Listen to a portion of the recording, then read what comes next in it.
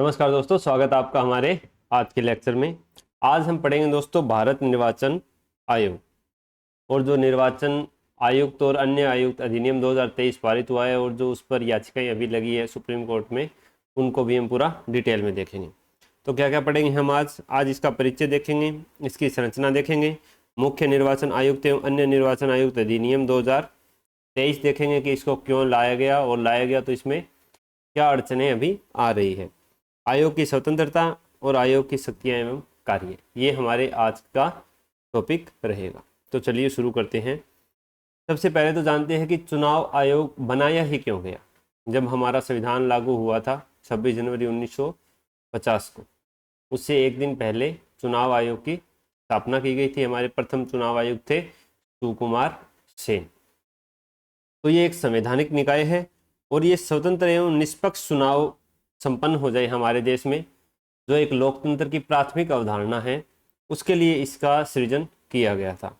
ये एक स्थायी और स्वतंत्र निकाय है, इसमें किसी भी प्रकार का हस्तक्षेप नहीं कर सकती है कार्यपालिका। इसको कुछ स्वतंत्रता मिली हुई है जिसके कारण ये स्वतंत्र रूप से कार्य कर सकता है। अनुच्छेद 324 है, उसमें इसका सृजन का आधार दिया गया है। उनकी नियुक्तियां किस प्रकार से होगी, कार्यकाल क्या होगा, वो सारी चीज़ें अनुच्छेद 324 में दी गई है। ये किन किन के चुनावों का संचालन करता है। संसद के जो चुनाव है, संसद में यानी लोकसभा के चुनाव और राज्यसभा के चुनाव, वो भारत का चुनाव आयोग करवाएगा। राज्यों के विधानमंडलों के चुनाव, चाहे वो विधानसभा हो चाहे वो विधान परिषद हो, उनके चुनाव करवाए जाएंगे किसका, विधान सभा और विधान परिषद के भी। राष्ट्रपति के चुनाव प्रेसिडेंट के और उपराष्ट्रपति वाइस प्रेसिडेंट के, इनके चुनाव भारत निर्वाचन आयोग द्वारा करवाए जाएंगे। एक राज्य में भी चुनाव आयोग होता है, वो जो अपने पंचायत समिति स्तर पर और नगर निकाय के चुनाव होते हैं उनको करवाता है। ऐसा नहीं है कि लोकसभा राज्यसभा का भारत निर्वाचन आयोग करवा रहा है, राज्य विधानमंडलों का राज्य चुनाव आयोग करवा रहा है, ऐसा नहीं है। राज्य चुनाव आयोग सिर्फ उन्हीं का करवाएगा, पंचायत समितियों और नगर निकायों का। उसकी जब हमारे ये 73वें और 74वां संविधान संशोधन हुआ था, उसमें इसकी व्यवस्था की गई थी राज्य चुनाव आयोग की। भारत निर्वाचन आयोग है ये अनुच्छेद 324 में ही है। तो ये लोकसभा, राज्यसभा, विधानसभा, विधान परिषद, राष्ट्रपति, उपराष्ट्रपति, इन 6 चीज़ों के चुनाव कराता है। ठीक है, ये याद रखिए। अब देखते हैं कि इसका संवैधानिक प्रावधान है। ये संविधान के भाग 15 में अनुच्छेद 324 से 29 तक चुनावों के संबंध में प्रावधान है, जिसमें 324 है उसमें भारत के निर्वाचन आयोग का जिक्र है। वैधानिक प्रावधान 324 में लिखा गया है कि चुनाव आयुक्त है उसकी नियुक्ति राष्ट्रपति करेंगे और इस प्रकार से करेंगे जिस प्रकार से संसद है वो विधि बनाएगी। तो इसके लिए अभी संसद है उसने 2023 में विधि बनाई थी, उसका क्या नाम है, मुख्य निर्वाचन आयुक्त एवं अन्य निर्वाचन आयुक्त नियुक्ति, सेवा की शर्तें और कार्यकाल अधिनियम 2023। अब ये हमारा देश आज़ाद हुए तो लगभग कितने 70 साल से ज़्यादा हो गए, तो अभी तक ये विधि क्यों नहीं बनी थी। राष्ट्रपति सीधी की सीधी प्रधानमंत्री की सलाह से, मंत्रिपरिषद की सलाह से इनकी नियुक्ति करता हुआ आ रहा था। तो इसके लिए एक याचिका दायर की गई सुप्रीम कोर्ट में, उसको हम देखेंगे। अब संरचना में है अनुच्छेद 324 है, उसमें है कि चुनाव का अधीक्षण, निर्देशन और नियंत्रण निर्वाचन आयोग में निहित होगा।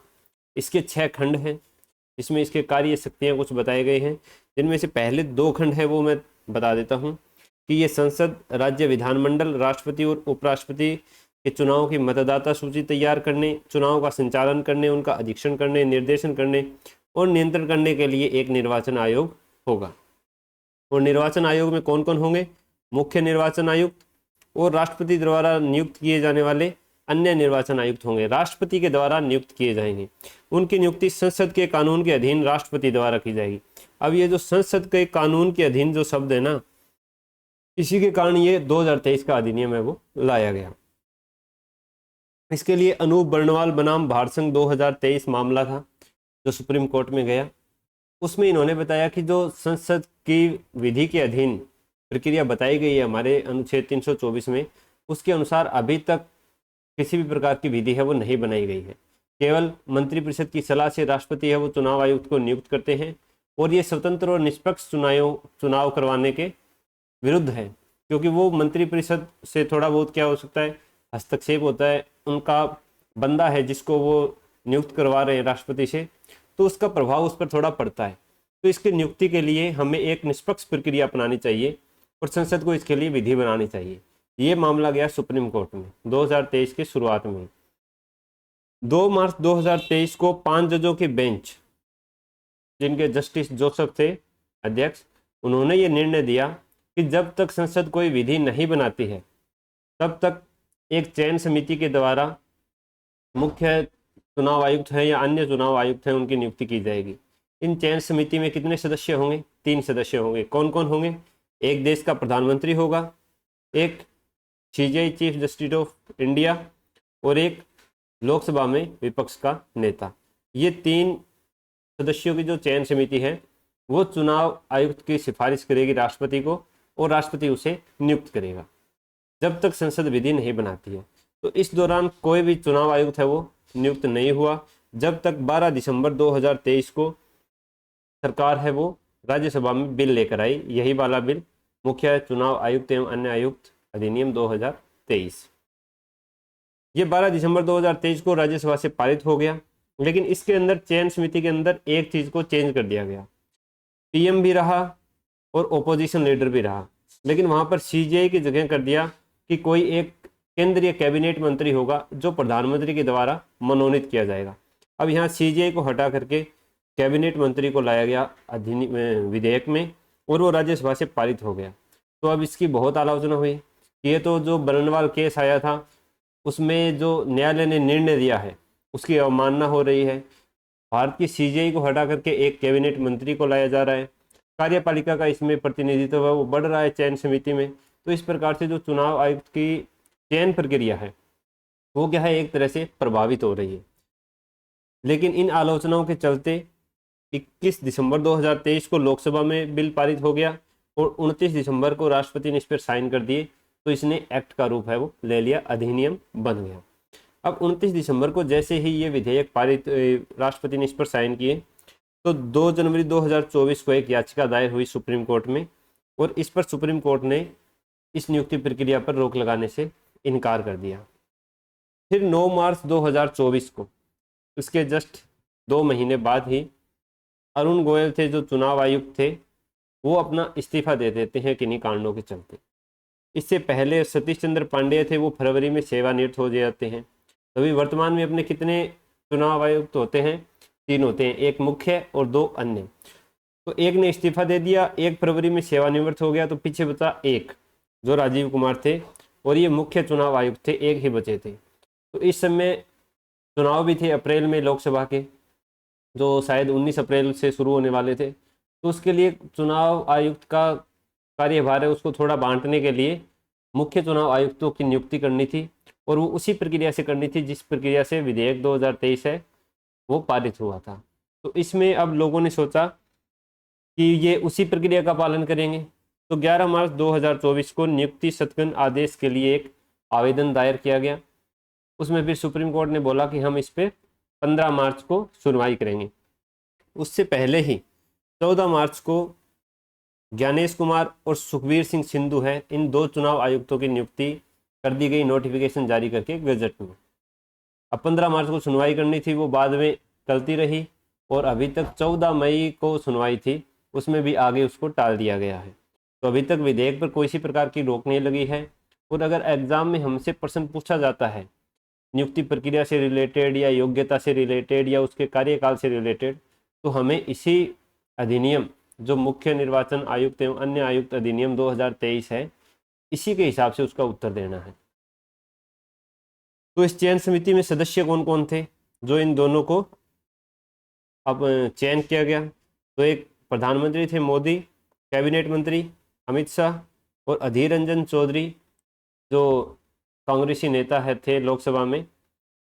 अधीर रंजन चौधरी है, इन्होंने एक असहमति पत्र भी डाला था कि मेरे को सिर्फ 10 मिनट पहले बताया गया है सिलेक्ट करने से कि हम ये बंदे हैं, इनका नाम है वो फॉरवर्ड कर रहे हैं राष्ट्रपति को, तो आप इस पर कुछ आपत्ति दायर करनी चाहो या नहीं करनी चाहो, क्योंकि बहुमत तो इनका है ही।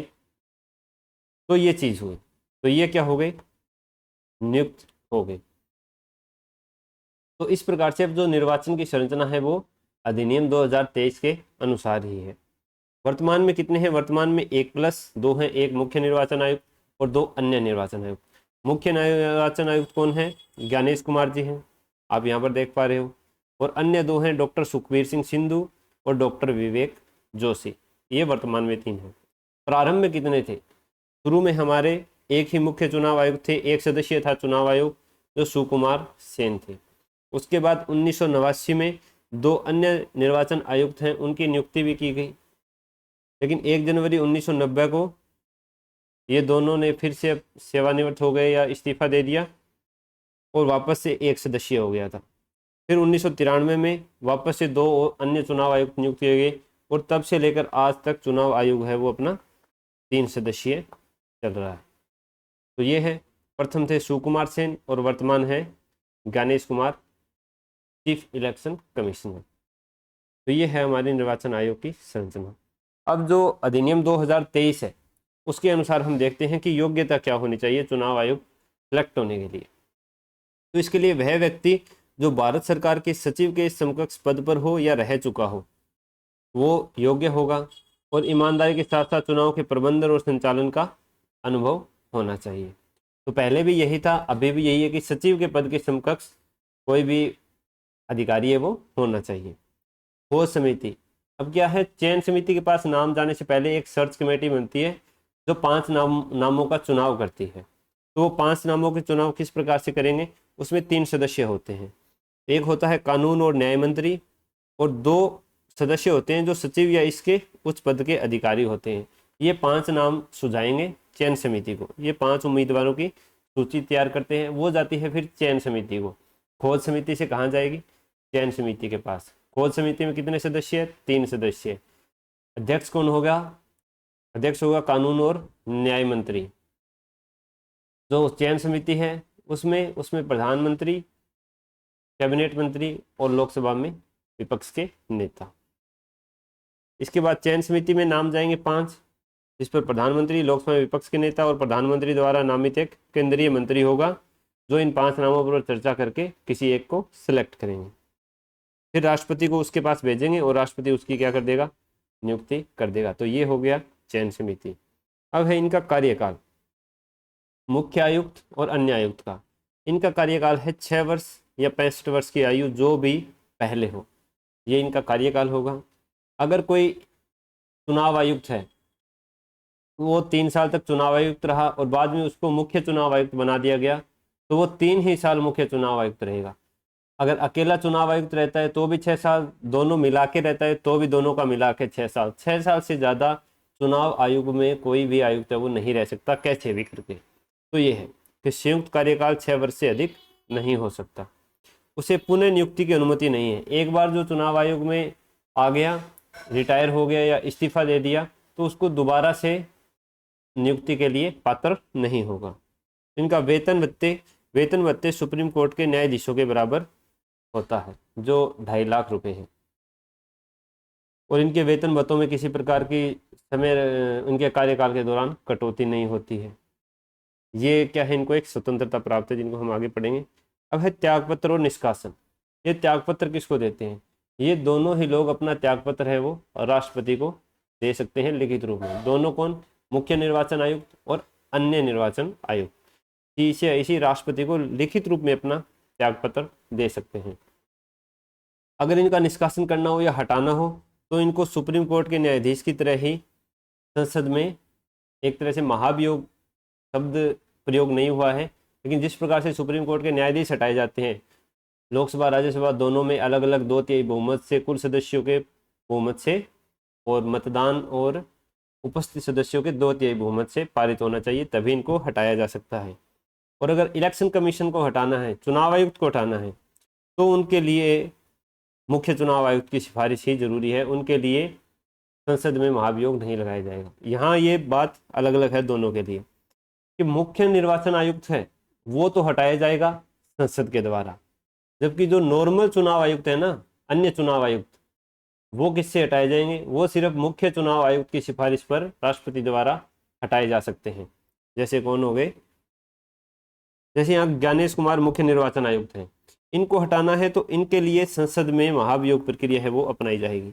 लेकिन अगर सुखबीर सिंह सांधु और डॉक्टर विवेक जोशी इन दो को हटाना है ना, तो सिर्फ अगर ज्ञानेश कुमार सिफारिश कर दें कि इन दोनों को हटाना है तो इनको राष्ट्रपति द्वारा हटा दिया जाएगा। इनके लिए किसी भी प्रकार का संसद में महाभियोग की जरूरत नहीं है। केवल और केवल मुख्य चुनाव आयुक्त के लिए संसद में महाभियोग की जरूरत है, अन्य चुनाव आयुक्तों के लिए नहीं है। ठीक है। अब है इनको कानूनी संरक्षण। इनको आधिकारिक क्षमता में किए गए कृत्यों या बोले गए शब्दों के लिए नागरिक या आपराधिक कार्रवाई से सुरक्षा प्राप्त है। जो संसद सदस्यों को संसद में होती है वही इनको प्राप्त है। अब है आयोग की स्वतंत्रता किस प्रकार से सुनिश्चित करते हैं। एक तो है कार्यकाल की सुरक्षा, कि इनको 6 वर्ष कार्यकाल, 65 वर्ष जो इनका कार्यकाल है आयु तक, उससे पहले हटाने के लिए एक कठोर प्रक्रिया का पालन करना पड़ेगा, संसद में महाभियोग लाना पड़ेगा। हालांकि ये सिर्फ मुख्य चुनाव आयुक्त के लिए है, अन्य चुनाव आयुक्तों के लिए नहीं है, लेकिन फिर भी इनको एक सुरक्षा दी गई है। इनकी सेवा शर्तें हो गई, वेतन भत्ते हो गए, इनको इनके कार्यकाल के दौरान कम नहीं किया जा सकता है, बढ़ाया जा सकता है। और इनके हटाने की प्रक्रिया हो ही गई कि संसद में महाभियोग द्वारा ही हटा सकते हैं। तो ये आयोग की स्वतंत्रता को सुनिश्चित करने वाले कुछ तत्व हैं। अब है चुनाव आयोग के क्या क्या कार्य हैं। चुनाव आयोग के जो कार्य है कि चुनावों का संचालन प्रबंधन करना, 6 चीज़ों का वो तो मैंने आपको बता ही दिया। लोकसभा, राष्ट्रपति, विधानसभा, विधान परिषद, राष्ट्रपति और उपराष्ट्रपति। मतदाता सूची का प्रबंधन करना, कि जो डेथ हो गए हैं उनको हटाना, नए जो बने हैं उनको इंक्लूड करना, किसी भी प्रकार की कोई कमी पेशी नज़र आ रही है तो उसको अपडेट करने का काम है मतदाता सूची को। चुनावों के कार्यक्रम की घोषणा करना, कि चुनाव किस तारीख के होंगे, नामांकन कब भरे जाएंगे, इनका जो रिजल्ट है वो किस तारीख को सुनाया जाएगा, कितने चरणों में होगा, किस चरण में कहाँ होगा, ये सारी चीज़ें चुनाव आयोग डिसाइड करता है।